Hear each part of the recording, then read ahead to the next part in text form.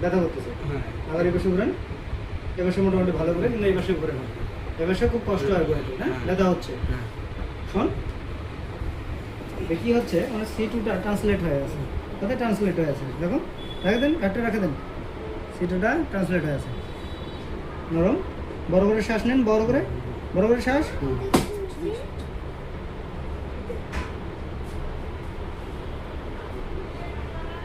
ওঠেন।